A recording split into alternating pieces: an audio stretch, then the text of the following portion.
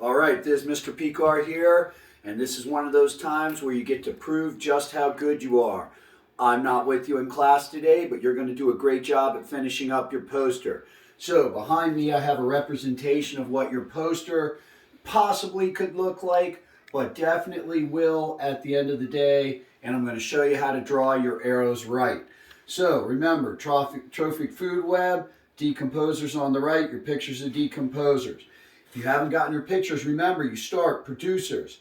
Your plants on the bottom. Only plants should be on the bottom. I have a berry bush, a clover, a grass, oak. They're not the pictures, the name's written in there.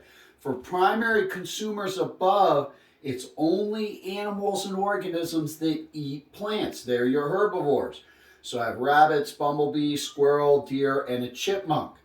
Now above that level, secondary consumers are your first group of omnivores and carnivores.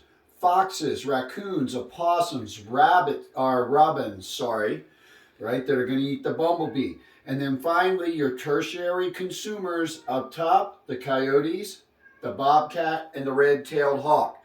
Now, your impulse is, now you're going to draw the arrows.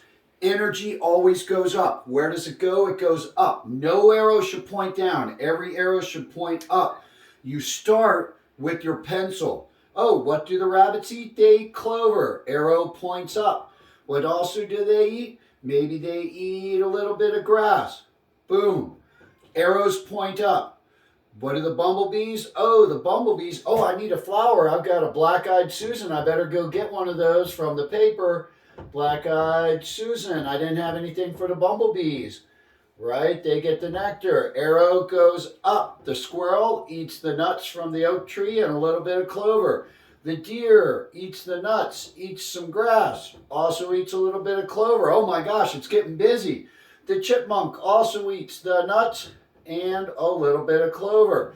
Then when you've got all your arrows in there, that's when you get a Sharpie and you trace over, making sure the arrows go up, the energy goes up. Now, what about the rabbit? Rabbit gets eaten by the fox. Arrow goes up.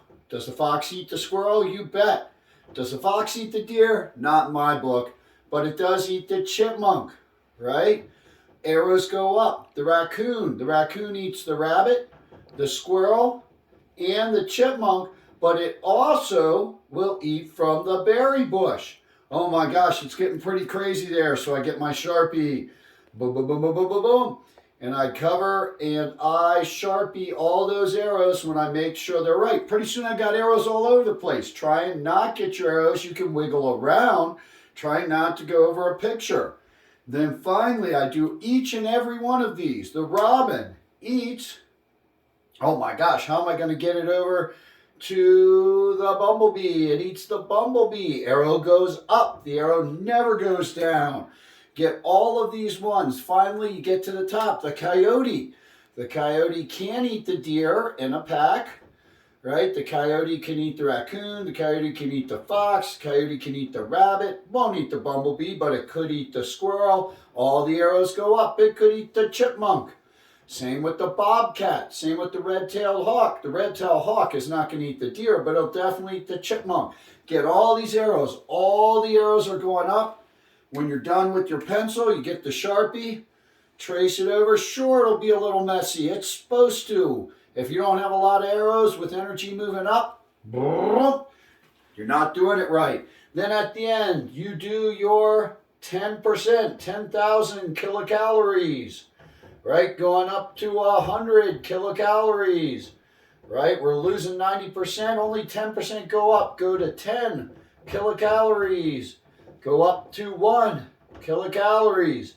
Then you look at it and you say, dang, that's a really good trophic food web poster, and you are done.